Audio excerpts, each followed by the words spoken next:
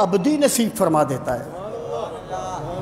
وہ جو کہا گیا نا سورہ توبہ یا اس سے انفال کے آخر میں کہ تم ایک ہو تو 10 پر غالب آؤ گے، پھر کہا 2 پر غالب آؤ گے، آگے اس کی وجہ بیان کر دیں، ذالک بانہم قوم لا یفقہون، تمہارا ایک ان کے 10 پر یا بعد میں 2 پر غالب اس لیے آئے گا کہ یہ وہ لوگ ہیں جو بات کو سمجھتے نہیں ہیں۔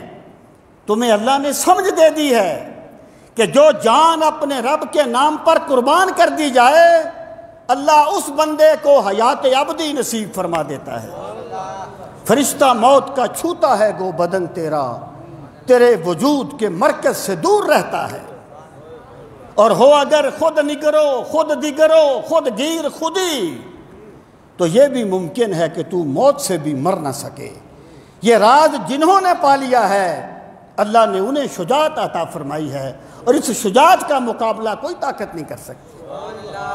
سامعین محترم، یہی وجہ ہے کہ اللہ تعالیٰ نے جب بدر میں لوگ شہید ہوئے نا تو انہوں نے کہا، کسی نے کہا فلاں مر گیا، کسی نے کہا فلاں مر گیا، اللہ پاک نے فرمایا وَلَا تَقُولُوا لِمَنْ يُقْتَلُ فِي سَبِيلِ اللَّهِ أَمْوَاتٌ۔ دوسرے مقام پر فرمایا وَلَا تَحْسَبَنَّ الَّذِينَ قُتِلُوا فِي سَبِيلِ اللَّهِ أَمْوَاتًا، جو میری راہ میں اپنی جان قربان کر دیں انہیں مردہ گمان بھی نہ کرنا، بل احیاء عند ربہم یرزقون، بلکہ وہ زندہ ہیں اور ان کا رب انہیں رزق دیتا ہے، انہیں اپنے رب کے ہاں رزق دیا جاتا ہے۔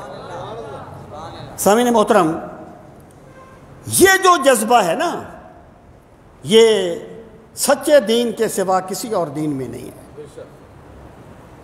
تو پہلی بات یہ فرمائی کہ وہ قتال کرتے ہیں، اور رسول کریم صلی اللہ تعالیٰ علیہ وآلہ وسلم نے فرمایا ما اغبرت قدم عبد فی سبیل اللہ فتمسہ النار، اور کما قال النبی صلی اللہ علیہ وسلم، کہ ایسا نہیں ہو سکتا کہ کسی بندے کے قدم راہ خدا میں غبار آلود ہو جائیں اور وہ پھر بھی دوزخ میں چلے جائیں۔ جو قدم راہ خدا میں غبار آلود ہو جاتے ہیں میرا رب انہیں جنت کی بشارت دے دیتا ہے۔ جب سیدنا صدیق اکبر خلیفہ بنے رضی اللہ تعالیٰ عنہ تو حضرت اسامہ والا قافلہ لشکر جانے لگا، تو حضرت ابو بکر صدیق رضی اللہ تعالیٰ عنہ نے حضرت اسامہ کی سواری کی مہار پکڑ لی، ان کی لگام پکڑ لی۔ خلیفہ مسلمین، افضل البشر بعد الانبیاء، خلیفہ مسلمین، اور حضرت اسامہ ایک ینگ نوجوان آدمی، ان کی سواری کی لگام پکڑ کے چل پڑے۔ انہوں نے کہا امیر المومنین، یا امیر المومنین کا لقب تو خیر بعد میں شروع ہوا، کہ اے رسول اللہ صلی اللہ علیہ وسلم کے جانشین، اے ابو بکر صدیق، مجھے اچھا نہیں لگتا، مجھے ندامت ہوتی ہے کہ آپ میرے ساتھ پیدل چل رہے ہوں۔ فرمایا میں چاہتا ہوں کہ میرے قدم بھی میرے رب کی راہ میں غبار آلود ہو جائیں۔ یہ جو اسلام قتال کا حکم دیتا ہے نا، یہ جو جذبہ پایا جاتا ہے، اور ماضی کی باتیں کیا، 65 کی جنگ میں دیکھ لیں کیا ہوا تھا، کیسے لوگوں نے شجاعت اور بہادری، اب کیا ہوا ہے۔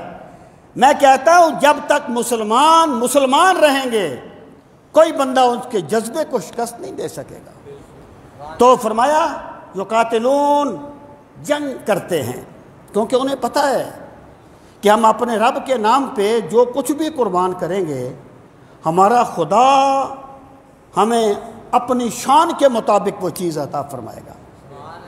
اگر ہم اپنی جان قربان کر دیں گے تو ہمارا خدا ہمیں حیات ابدی نصیب فرما دے گا۔ وہ غزوہ غالباً احد کی بات ہے کہ حضرت سعد کہتے ہیں کہ حضرت عبداللہ نے مجھ سے کہا کہ جنگ ہو رہی ہے، آئیں دعا کرتے ہیں، پہلے میں دعا کرتا ہوں تم آمین کہنا، پہلے تم دعا کرو میں آمین کہوں گا، پھر میں دعا کروں تم آمین کہنا۔ میں نے کہا ٹھیک ہے۔ حضرت عبداللہ کہتے ہیں